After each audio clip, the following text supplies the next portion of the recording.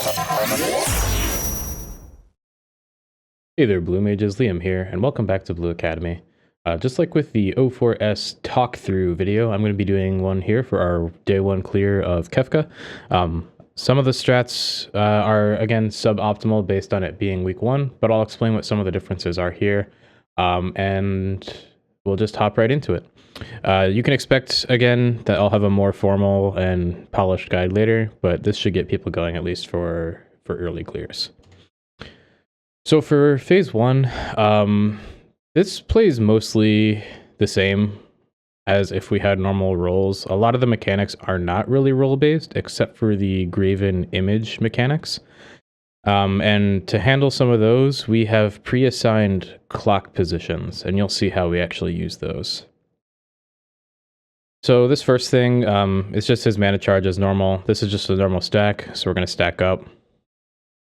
Nothing too scary. Our tank here is Diamondbacking so that he can Diamondback the hyperdrive and then be able to move again right after. Mana release, since he did a stack before, he's going to do a stack again. Again, most of this is going to be the same if you've seen Kefka before. He's going to do a Truming Thunder, and this is where we get into the spaces. Spaces are safe. Ultimate Upsurge, simple raid wide.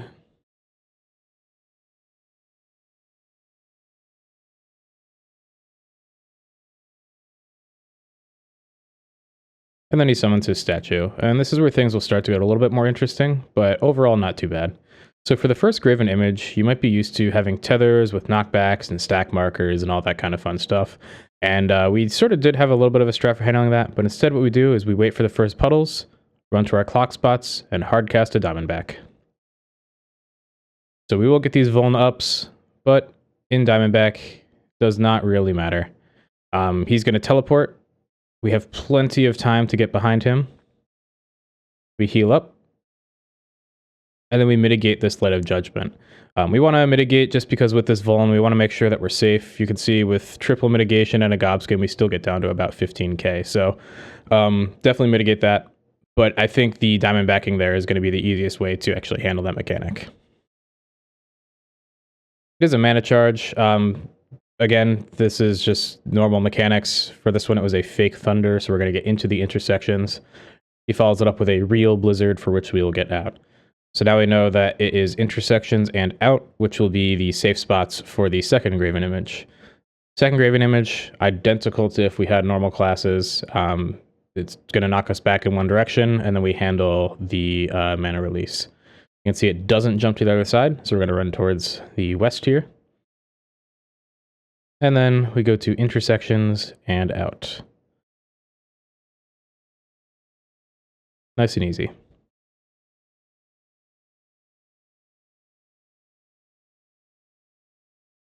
going to follow it up just with another AoE and a Tank Buster. Now, these Tank Busters you don't require Diamondback for, but we were doing this like a couple hours after the server came up, so we didn't have things like Dragon Force. So you don't have to use Diamondback for all of these. Third graven image is the one that's spicy.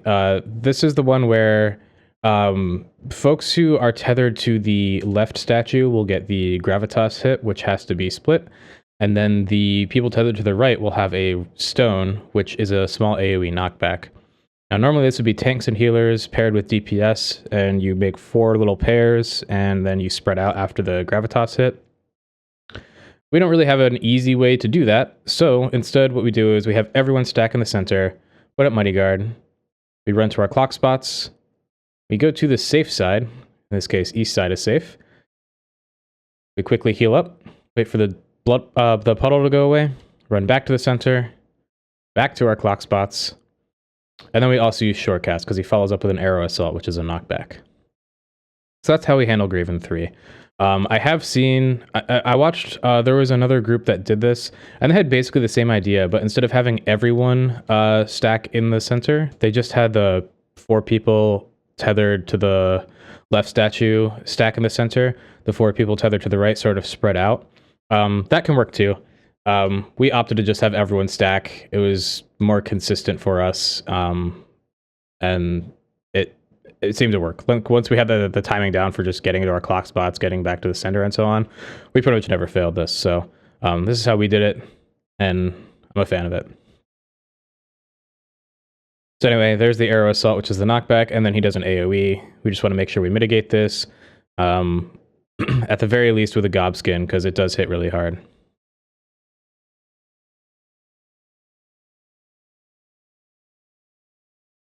He's going to do a mana charge, so this is just another mechanic. This one is a fake spread, so for this one we are stacking. And we're starting to talk about stinging here.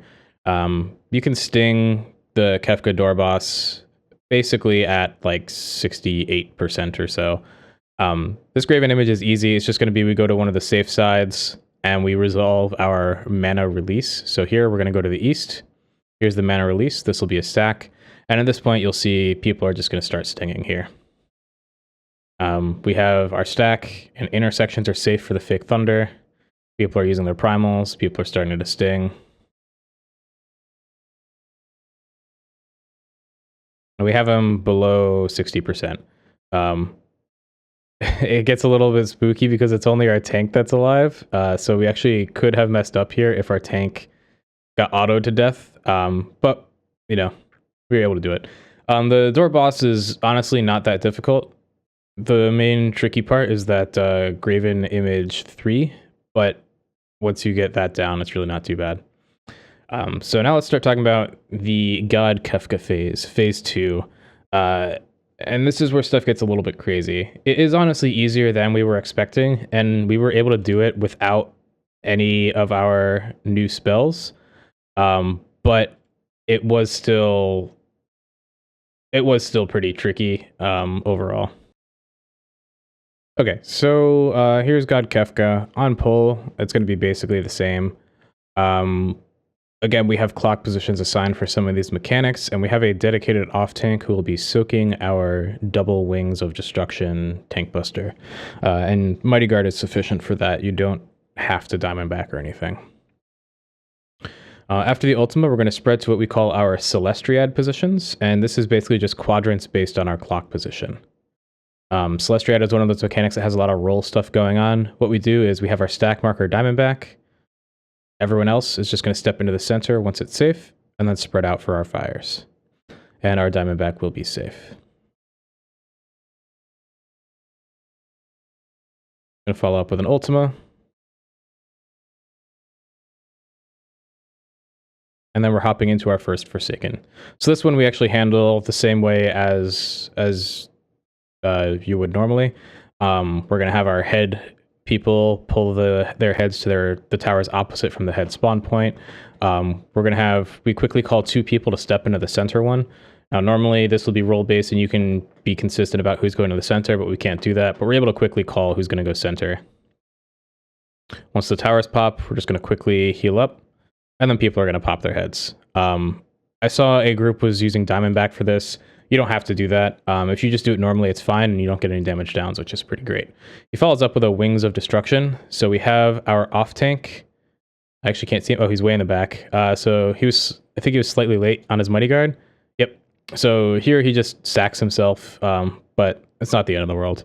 If you remember the dual wing timings, and you get it up early, then it's fine.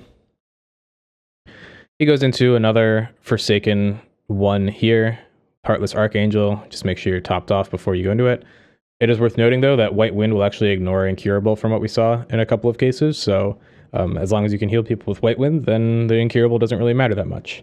But you do need at least one person without Incurable so you can get them into a range at which White Wind actually heals.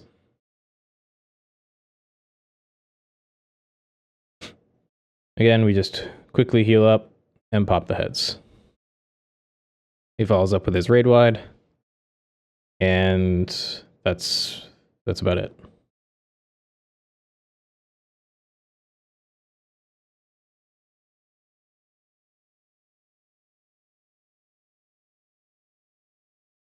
Next comes Trine.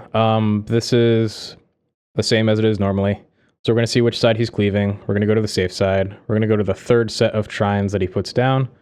After it blows up, we'll step into the first set of Trines. And then we're going to head to max melee. This is to bait the double wing, so our tank is going to be closest, and our off tank is going to be furthest. He actually did Diamondback this one, and there we go. Mechanic handled.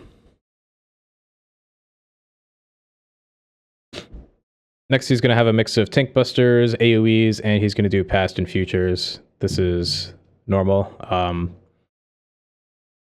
He does a futures, so the party is going to run through after he charges. There's the charge, we run through. After his cleave, we run back.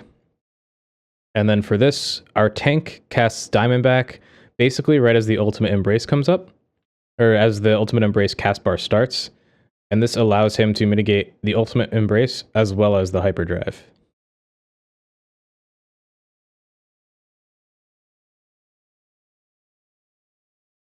Then we just got some raid-wise before we are going into our next Forsaken. Now, Forsaken 2 is absolute chaos on Blue Mage. The praise are random, the chasers are random. The clones can go to people that get praise and chasers. So, like, it's just absolute chaos. We actually did have an uptime strat that we were trying to do with this, but with the Blue Mage health pool, it was not really feasible. So instead, we just ended up going for Diamondbacks. It's also worth pointing out that if you've made it to this point with basically no deaths, you'll have the same people getting your prey just about every time. So you can sort of pre-plan who's going to be where. The way we're going to handle this with Diamondbacks is our praise will go out, and praise will do this normally. The actual puddle damage goes through Diamondback, so we don't want to be taking that. But basically, we're going to drag those prays. The prey people are going to swift cast Diamondback, and everyone else is going to hard cast Diamondback right about when the clones charge. So you can see here, the clones charge, and then people are going to start casting Diamondback. I actually stood in my puddle. I didn't get out, so I died. I was going to die anyway. We also have everyone with Mighty Guard up during Forsaken 2. It's just a lot of damage that goes out. But here you can see, as long as we have our Diamondbacks, we're going to live. He's going to do a Light of Judgment, so we quickly heal up. And with Mighty Guard, we are safe. So now we're just going to quickly res up and keep going. So again, the timing for this is you want the prey people, right as they're finishing their last prey, to swift cast, ideally swift cast beforehand, and Diamondback once they're out of their puddle. Everyone else, Diamondbacks as soon as these clones charge, or like a second afterwards. You can try to pre-position the clones to handle that mechanic correctly, but you don't really need to. You can see these people got hit by the Vuln, and it doesn't really matter. Diamondback's pretty busted.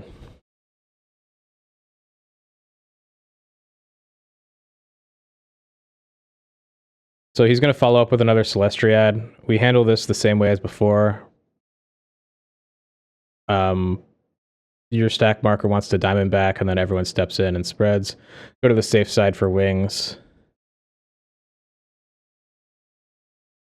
He's going to do a raid wide.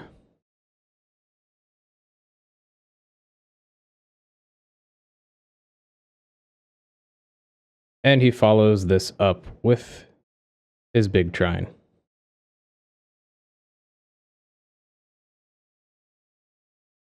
This is just sort of a follow the leader mechanic. Someone will call it where we're going. In this case, you can see we're going to be going north. We have a small trine in the center and nothing north. He does a past, so we're going to stack, and we're not going to run through. We're going to stay. Right after this, we get to our max melee range so that our tank can get to the safe spot. He actually mitigates with Colonia and Gate there, and you can see he's perfectly safe, even just with that little 20% mitigation. We did have a bad breath and an add-all on the boss too, though.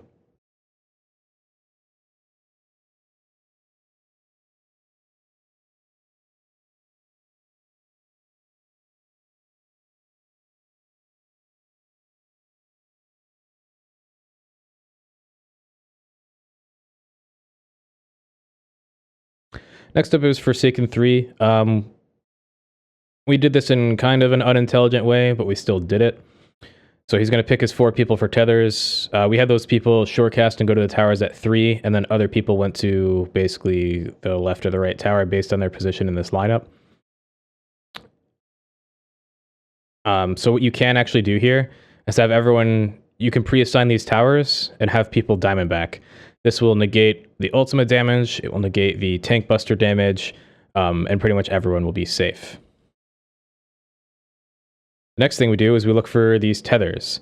Now, the left tethers are people who will be charmed and go and kill everyone, so you want them to get to the edge. The right towers, you want them to be in the towers. They fall asleep and you want them to soak the towers. As it turns out, if you're in Diamondback and you get charmed, nothing happens. So you can actually assign this set of towers too and have people Diamondback in them. So here we actually have our left tether people just Diamondback, and you can see they don't move. We pop these towers and it's no problem. But if you just pre-assign these towers and everyone Diamondbacks, you don't even have to think about the tethers, which is pretty nice. It is just mana intensive. He follows this up with a Forsaken 1 type mechanic, which we do as normal. Again, we just have 2 people in the center, and then we quickly heal up. He then does a double wing with a tower. And again, for this, you could just pre-position. In this case, we had our non-off tank DPS soaking this tower.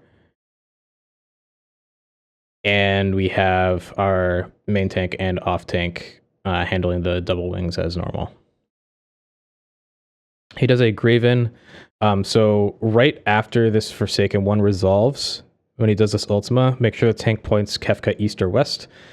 Because the statue's gonna cleave one half of the arena, and Kefka's gonna cleave the other half. So in this case, it's cleaving east and it's cleaving north, so we want to go southwest.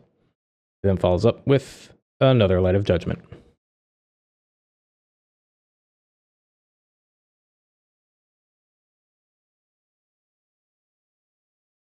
Now, with fewer deaths and new spells, we'd probably already be just about ready to sting him. This was a bit of a messy run, so we're just going to see repeats of mechanics at this point.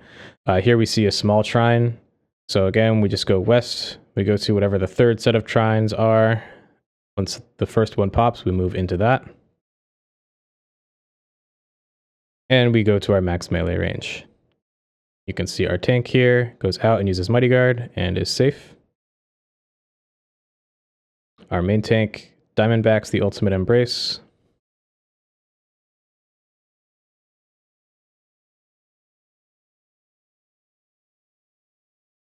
And we just keep pumping DPS. It's going to do another big trine at this point. Here you can see the center is safe. We don't have a small shrine right in the center, so we're just going to stack up. And this is pasts, so we stack and we stay. We do not do anything.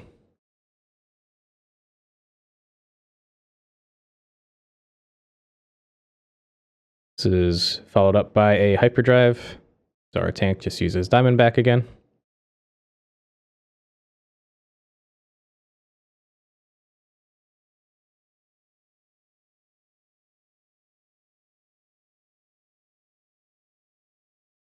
Got our double Ultima.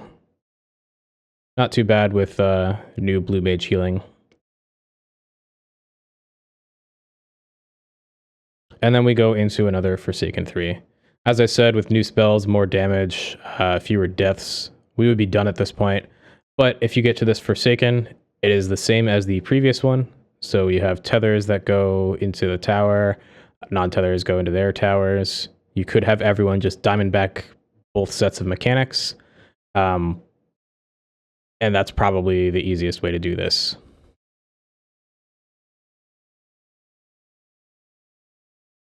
Here we have our left tether is Diamondback. Our right tether is in the towers. Followed by an Ultima. Then we're going to have our Forsaken 1 mechanic. Now at this point we're not stinging because we kind of want to try to resolve them back first, because stuff can get a little bit chaotic if people start dying. So we're just playing it slow and easy here. We have 4 people come into the tower here. Our tanks do their baiting. stuff is falling apart. We've got it damaged down, but we made it through the mechanic. Remember to point him towards the east or west. This time we actually got extremely lucky, and he's cleaving the same side as the tower, so we just went west and we were safe. And now people start stinging. Now the actual sting percent for him, probably around 7%, 6 or 7%, if you have everyone stinging. We have a lot of deaths, we have a lot of weaknesses, so we're just resolving the mech, taking it nice and slow. There we go. That's Kefka. Overall, he's less bad than we were expecting, especially since you can Diamondback a lot of the hard mechanics like Forsaken 2 and 3. But he's still pretty tricky. He's no slouch. Luckily, we're able to out-eye level him. We have some really powerful DPS. You can skip a lot. But respect the mechs, and, you know, he's not too bad. So with that, good luck on Kefka. Good luck getting your Azure and Omega title. And stay tuned for more stuff. I'll be doing an O12 talk through either tomorrow or the next day. Take care.